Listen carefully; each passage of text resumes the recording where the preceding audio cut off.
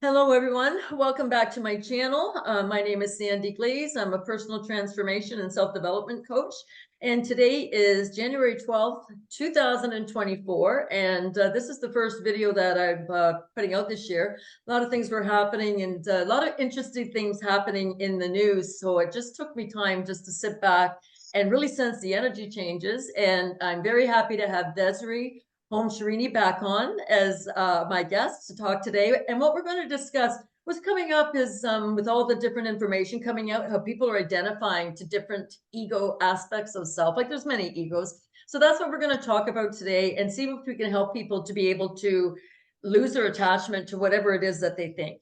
So it doesn't mean they don't stop thinking. It doesn't mean they have to think what somebody else thinks. And I'm never, for one, to tell people what to think. That's up to them. But that's what we're going to talk about today, ego attachments. So how are you doing, Desiree?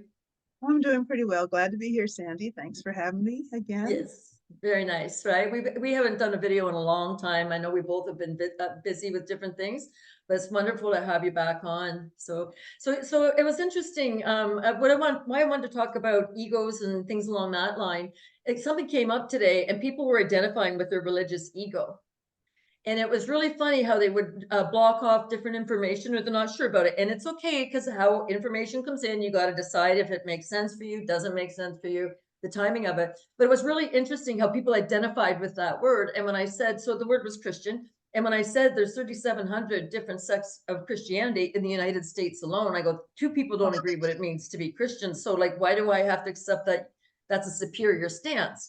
And I don't do religion, I don't do politics, and I'm non-gender specific, although there's only one phallus and a womb, ones and zeros. That's all it is.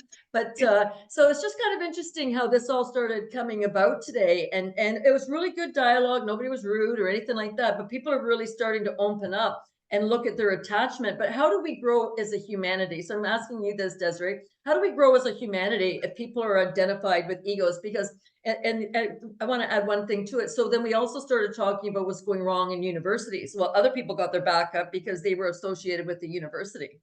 It's like, how do we reconcile and bring humanity together if people are so attached to their identities, their ego identities? What's your Yeah.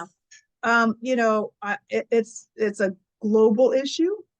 It's Totally. also an interpersonal issue just between individuals, like you were pointing out, just having a conversation between two people. If you are so attached with egoic stances of this is me and this is what's true and what's right, as opposed to I am, I have an ego, but it doesn't mean that someone else's egoic stance is absolutely right or wrong either. And that's, friends come together because maybe their egoic states kind of mesh, right? It could be, yes. That's how groups form. That's how coalitions form. That's how that overall there's our thoughts match, our feelings match, or what we stand for or believe about ourselves matches. Um, and but what happens when you talk about how do we come together as humanity? In order to, you don't have to match everybody, No. but there should be boundaries, but also respect where respect, to try to find respect and allow others to be respectfully, as long as there's no harm from their stance to others around them. It's like this mushy mushy. It's almost like I'm talking. It's like mealy mouth. There's like got to be it's. I think that's why it's so difficult, because there's not an easy, appropriate way to say it. But what you point out is, can we get there? Because there's, identity of self, there's identity of religion, there's identity of country, there's identity of race, gender. And right now we see in the world, like this identity with, borders and boundaries overlapping with religious ideologies. And, there's war. Even, yeah, When you talk about ego, it's interesting because I never thought about this as we were figuring out what we were going to discuss. When you start talking boundaries, it's the people who are in charge who are the ones who don't have the boundaries. And we're finding that right across the board, whether it's in a political world, education arena, medical, like it doesn't matter what field it's in. It's the people yeah, in charge who are lacking the boundaries and overstepping what a reasonable person would assume their rights are. And that's really what I'm finding interesting. But going back to the religious side of it, so some people were fantastic. Like they just said, "This is how I identify," and I said, "That's fine. There's nothing wrong with that." Right. But I've had other people turn around and get superior. Oh, I get all my whatever from Christianity, blessings. And I'm sitting here thinking, why do you have to pretend you're better than somebody because you identify? So we're finding it in the education system. mhm, Oh, I went to such and such a university. So you somehow yeah, think you're better than somebody else. So this is what was coming up. But it was really a good conversation, even though it got people rattled and triggered a little bit. But at some point, how do you learn more information and new information if you're stuck in a program? And that's what we call them, programs, that doesn't allow you to think outside what they tell you can think. So yeah, this is what was really interesting, right? So I'm looking at this, I'm thinking, how can people take in new information if they've got a limit based on, as you called it, a belief system or a program? A lot of these are just, you were raised with it, so you assume it's right until you go inside and really start to look at what's happening, right?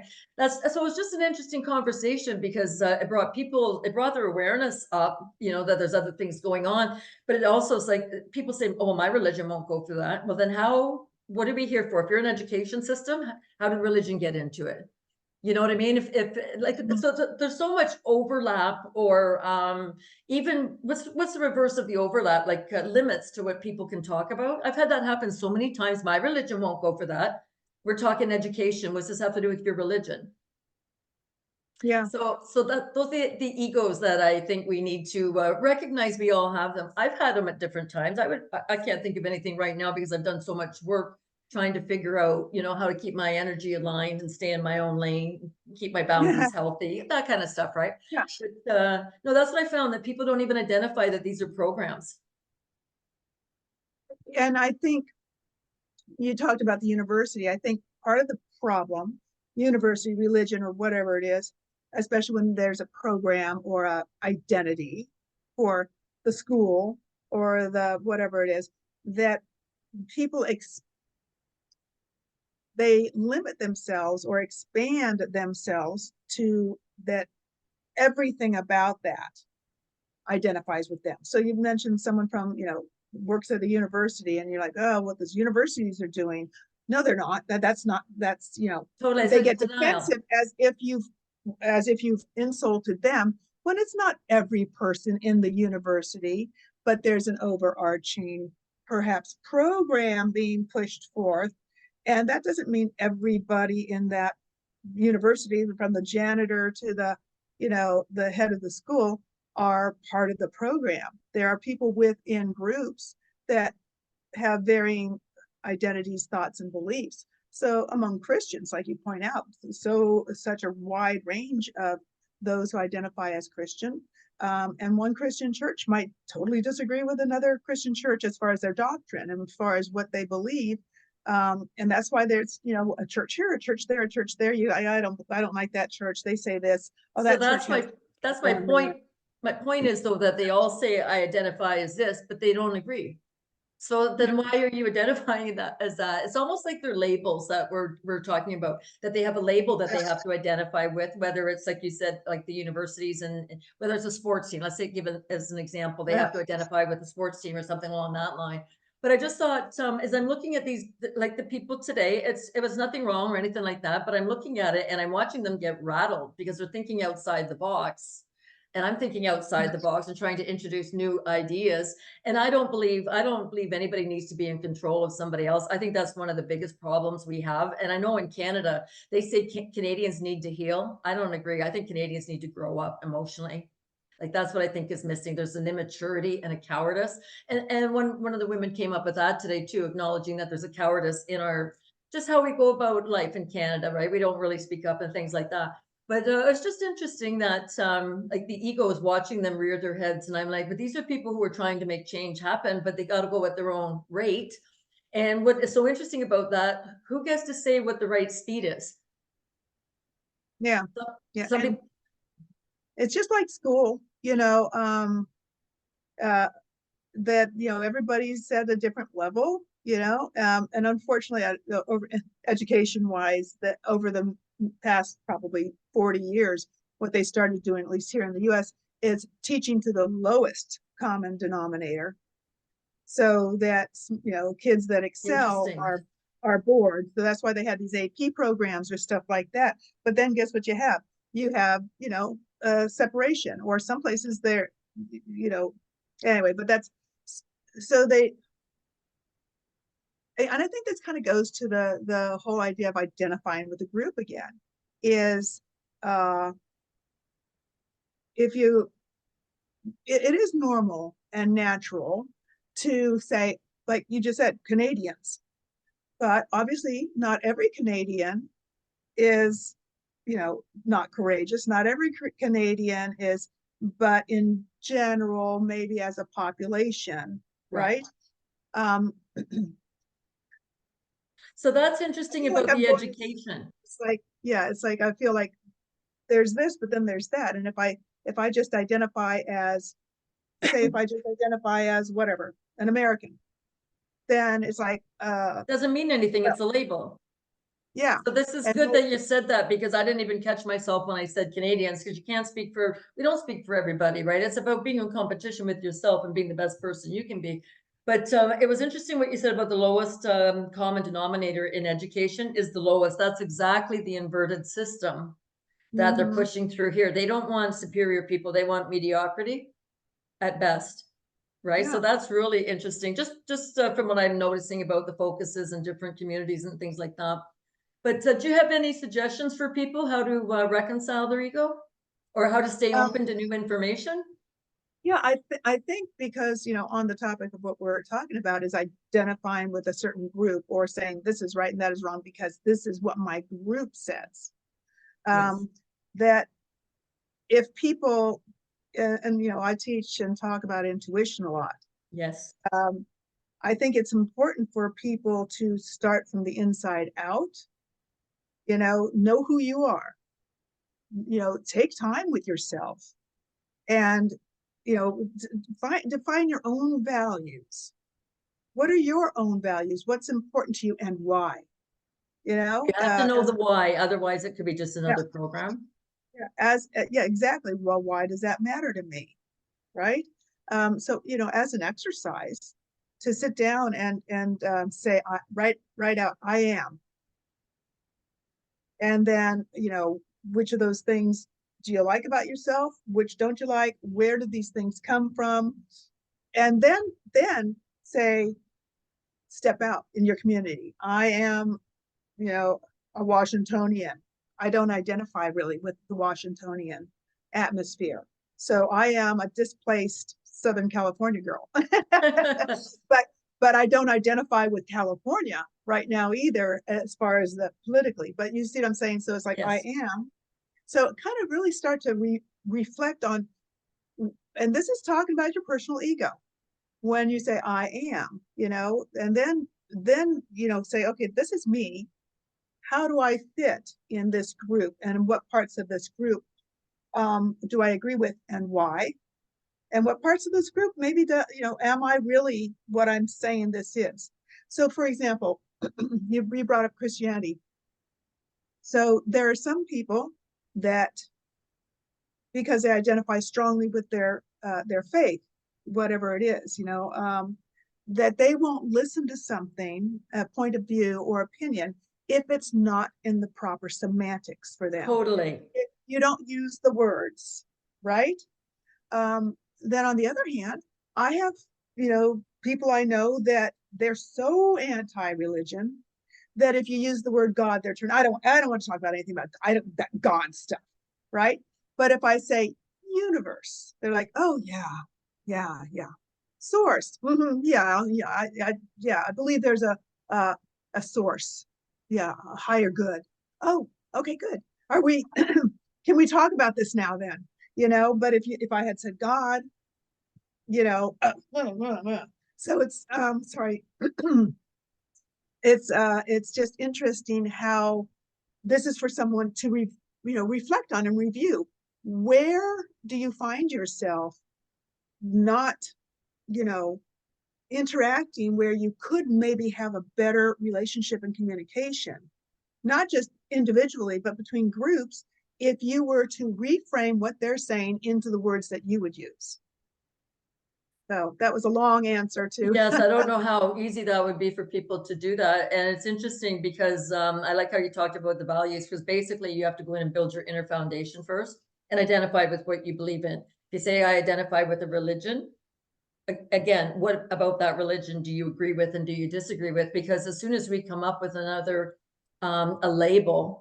So what came up for me as you were talking this morning, I was talking about energy work. So we know that they're trying to bring in the human agenda, right? So we know that's happening, and there's a real push for it in Canada. So I look at some things, and then I'm starting to look at how they're going to try to meld us with that technology. So I've done a fair bit of research on it.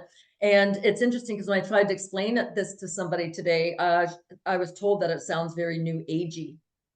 So even Yeah, I that's got a another label just because I'm talking about something that person is not, just does maybe haven't been exposed to it. Like, there's nothing wrong with what was said. It's just that wasn't her interpretation. But again, there's the label of the new age, and I don't do new age, and I think new age was created by 3-letter agencies, and I don't identify with any of that. But it's just kind of funny how people have to put a label on something, and it's almost used as an ability to judge. And it does not mean you don't have standards. It does not mean you don't judge others or yourself at times, depending. That's how you get discernment of whether a behavior is acceptable or not. But so what I had done in my book, the first book I wrote, I had put down on chapter 2, I think it's about being a safe person, and identified with different traits. So sometimes you have to go in and actually look at what traits do constitute values, and then start choosing from there. So there's different ways to come in at this. So I understand what you're saying, but there's other ways to come in at it too. But the idea is you have to start identifying with who you are, what you believe in, what your values are, what matters to you. And it's okay to have more than one value.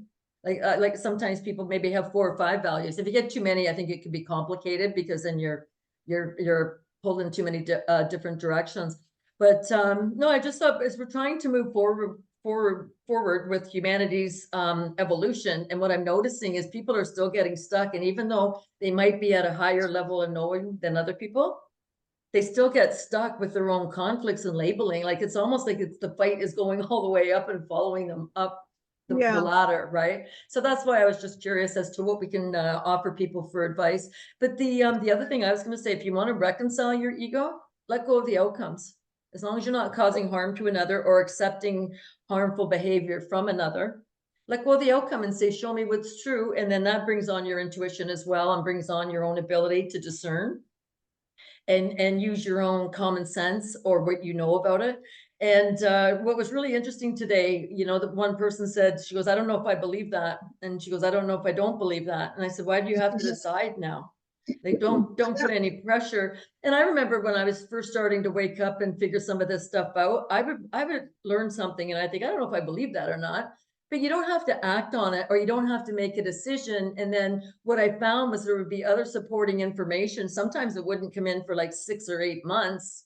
And then I'd think back to what it was that I had thought about. And I thought, this is interesting. And you can start to form your opinion with information from different sources, right? Yeah, I've definitely had things that I've studied, and when I first encountered some sort of teaching on something, I'm like, that's weird. Yeah. Tell me about it. I hear you.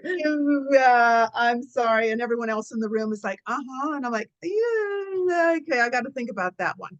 But I didn't just say, oh, that's crazy, that's insane, that's impossible, I'm going to walk away from this.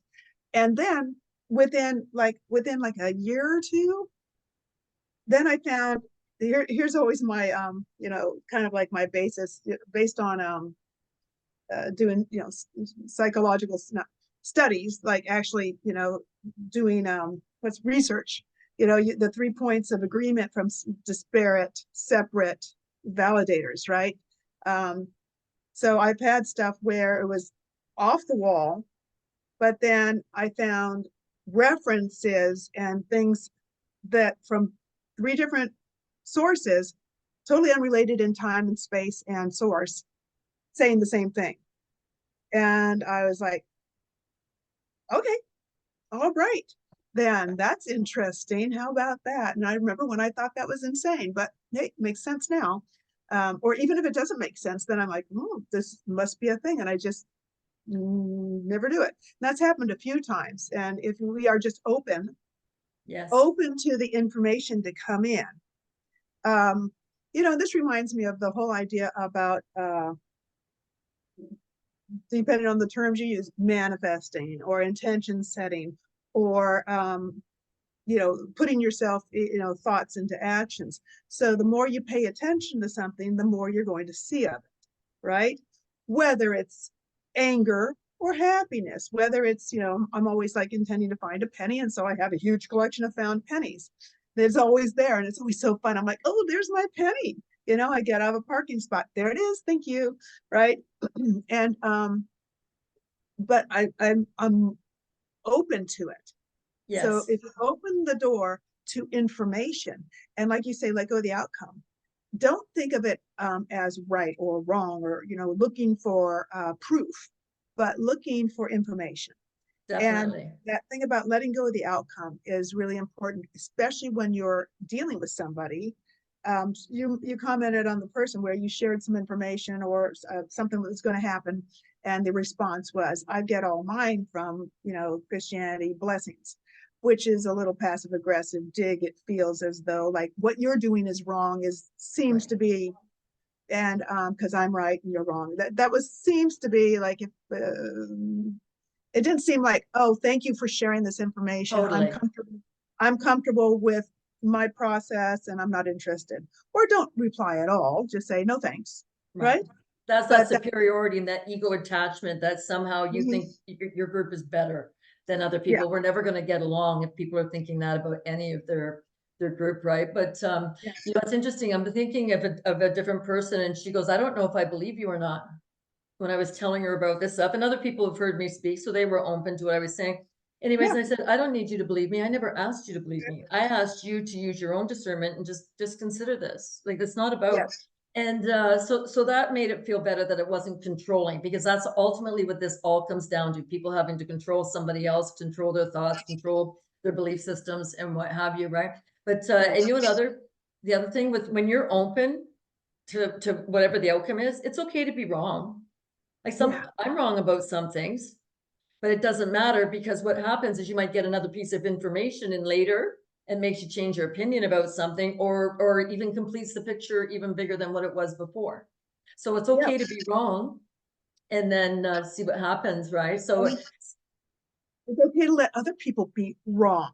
And that's what totally. I was going with the lady she seemed to be wanting, attached to the outcome, that you should see it her way.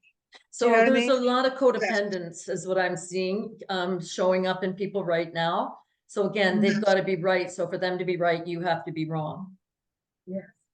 And Exactly that. I'm seeing a lot of that right now. So all I'm saying is we're going into more changes. I think in 2024, we're getting big changes that are coming, but we're still going to see the same, not the same, but similar issues come up that what we were dealing with for the people who were waking up a couple of years ago, but they're still coming in now because we're still going into higher knowing and getting fresh information.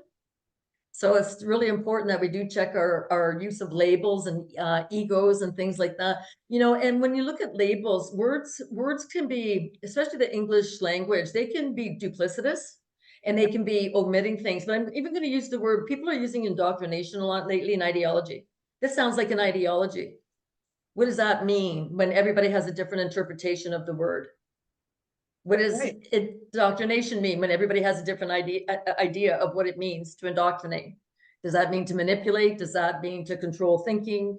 So everybody's got a different idea of what these things mean. And what I liked you had said earlier about being clearer in our communications, saying what we mean what we say. And Yeah, it's just interesting that how we come about valuing things. And another thing that happened, I was at this event this week, and there was a professor coming out. He came out and he talked, and it came up about his presentation was great. And I said, he used these words. Like I said, I didn't get anything out of that. It was like 40 minutes, and he really didn't come out and say anything concrete that I got. She goes, oh, he's a great man. He helped me out once. I said, that's not what we're talking about. So you like him, great. You like yeah, him all you want, but she couldn't look at somebody else's opinion on the information that was shared because she's attached to that person. Like it has to be an absolute. People need to let go of the absolutes, in my opinion. I mean, there are some absolutes too, you know, like you say, you know, do unto others as, you know, don't harm other people, that sort of stuff. Commandments. But sometimes people have absolutes, and and that means your truth can't be your truth because it's not what I believe. Right.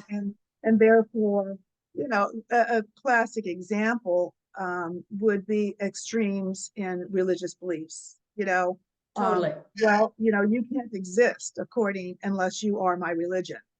Okay, and I'm doing the right thing by, you know, if I kill you, that's what I'm supposed to do because you're not.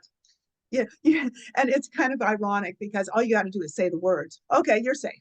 You know, like you don't have to really believe. It's But interesting. if you submit, you know, you can't. No one can really change. You know, has the power to make someone change their mind. They You can do it if you have abuse. Through abuse, you can, but that's about like not willingly. I know what you mean. Yeah, but you know what I mean. It's totally. Like you can choose to just shut up and not say anything, or submit and say, okay, you're right. But you know, it's interesting you're bringing this up. There's a healer. I met him. I think he's a Reiki master. I met him maybe 2017 down in Kansas City, and he was going by the term healer. And there was a whole group of us learning about energy and touch for health and things along that line. Well, he just came out on his post and he posted something. I can't remember what it was. And then somebody starts talking about they're going to have to get rid of all the T supporters because they're lying about all this stuff. And he talked about killing them, genocide. And I went on and I said, I can't believe you're allowing this on your thread. He goes, well, there's some truth to this. Like these people are all lying. And I'm sitting here and I'm thinking, who gets to decide who lives and who dies? So just because this person goes by the term healer, there was nothing healing about what he was allowing to be said on his thread. So I commented again. I don't know if they've commented back or not, but it's like, who died made you God? Oh, like that kind of an about to kill them so he can be God. And what's interesting, we talk every now and then, we talk about the censorship, and that kind of talk doesn't get censored. Yeah, from certain sides, right? You know, other sides you're like put in prison or something. It's like, what did I say? You know, yes. I don't know. And but all this still ties into the ego, and ties in with the collective ego, ties into the individual ego. But I'm hoping for big things in 2024. I see a lot of confusion, but I see a lot of shifts happening. But for those shifts to keep happening, it's a matter of flipping how we see ourselves, what attachments we have to different labels, or whether it's a family name, or it could be anything that you're attached to, where you live. It could be, like we said, education, your religion. It could be any of these things, or attached to people. Maybe you know somebody who's famous, so you think something of that person, which may or may not be true. You know what I mean? Like, so it's just going to be really interesting watching all of this unfold and see where people's see who stands in their own tower of light, their own power of light, and who sits there and still tries to fight it and duke it out with everybody. It's just going to be interesting as this changes, because I have a feeling a lot of new information is coming out. And I'm not sure what you're hearing down there, but I get that impression that a lot of really good stuff is coming out. And I think a lot of it's going to be the new healing modalities. So like whether it's going to be light and sound frequencies, whatever it's going to be, I think there's going to be so many big changes coming. How can you accept some really good technology or really good things coming if you're stuck in your old patterning and your old belief system? Because people are going to fight over that too. Right. The financial markets, when that thing goes, people are going to lose their minds in that industry, because all of the what do you call it? The economists who sit there and tell, let's say mutual funds, for an example, it could be anything, but they sit there and tell all the companies what they think is going to happen. Then they go out and tell the representatives what they think is going to happen. So when somebody comes in and says, this whole market is disappearing, they might not believe it, because they're economists who they treat as God might not know what's really going on. So it's going to be just an interesting dynamic, I think, for the next little while. I think, you know, on a kind of tongue-in-cheek way of saying that all we have to do to find out what's going to happen is just look at what certain politicians invest in, and and we'll know what's going up. What they sell, that's going to go down. What they buy, that's about to go up. That could be the economic indicator for sure. Yeah, right. There's my psychic. All I have to do is watch what someone's buying or selling, and I could make You can manage your own portfolio. predictions. Yeah. You know, I saw something, and I didn't go through the trouble of digging up and doing some verification. You talked about this is an aside. It's not necessarily ego, but it's in the topic of 2024 things coming up that are going to happen.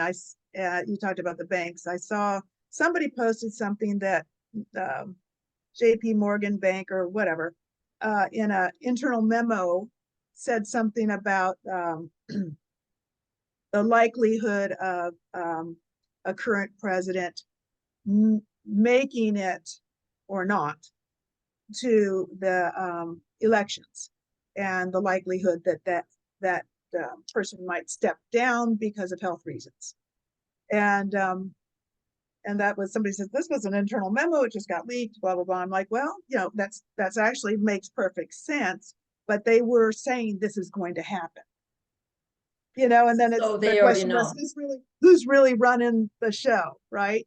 You know, Yes. people talk about like those, what is it, the three BlackRock and, you know, the Fidelity and Vanguard.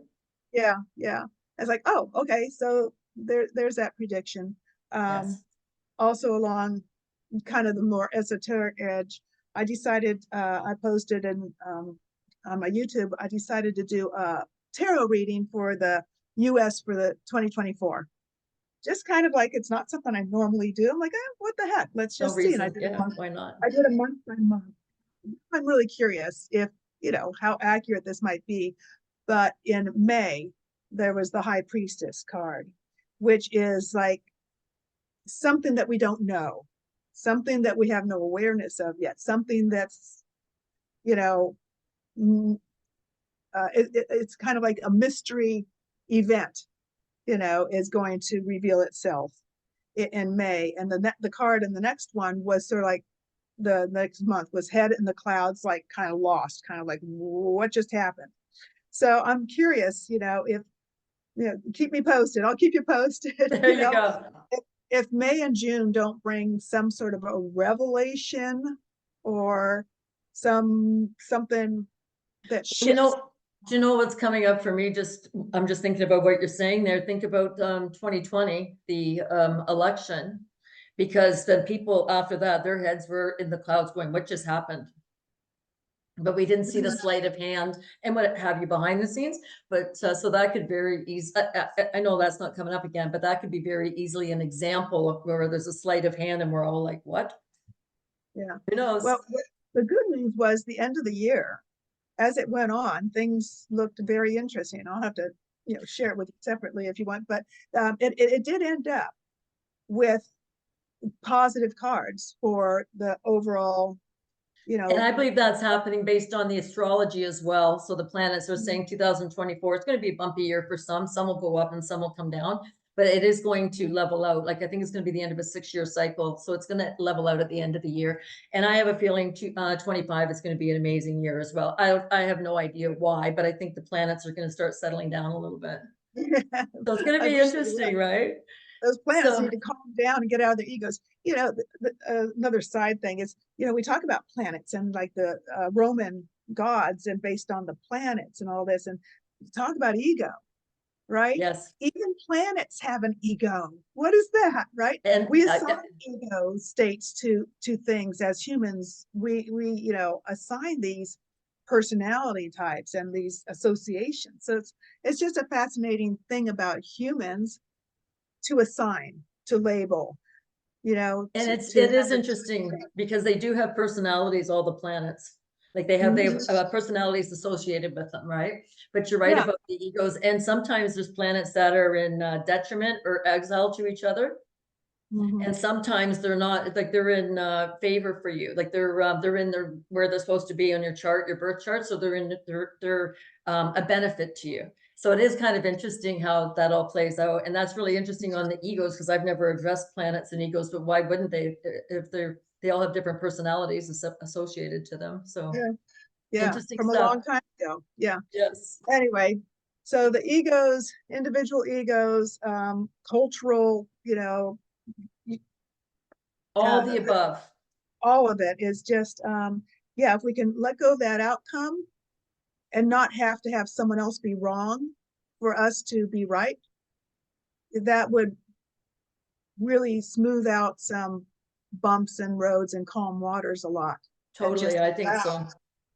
You know, it's interesting. So I come up with programs, and so this is where the egos can be. We've talked about this in education. They can be in your sports and recreation, cultural, religious, cult, trauma programs, DNA programs, if you've had it altered, behavioral modification, like shaming programs, people trying to drop somebody else's frequency down, people criticizing or demeaning you. Like these are all programs that people run, just like that one person trying to show moral superiority over her beliefs. Brainwashing programs, black magic programs, abuse programs. I don't know if I have more on this or not. No, that was it. But it's just kind of interesting that all of these programs also help shape our ego. If we don't know who we are, we can be influenced by any of these areas. And it's really important that we just start shedding that. Doesn't mean you if you identify with a religion, doesn't mean you stop identifying with it. It just doesn't make you superior. Like yeah, that's the ego part. Go for it. If you like whatever religion you're in, if you like it, stay with it. But yeah, don't think you're superior because you have a belief. And that's what it really came across in the last little while, that people are so attached to it. They can still keep it. They don't owe anybody an explanation for keeping it either. yeah. Right. And So, they can, there's a difference between saying, I embrace my faith yes, and I'm happy with my faith and I feel I identify in this, space. totally. That's the difference, as opposed to I wear this faith like A badge of like entitlement. like a badge, and actually that's not very Christian.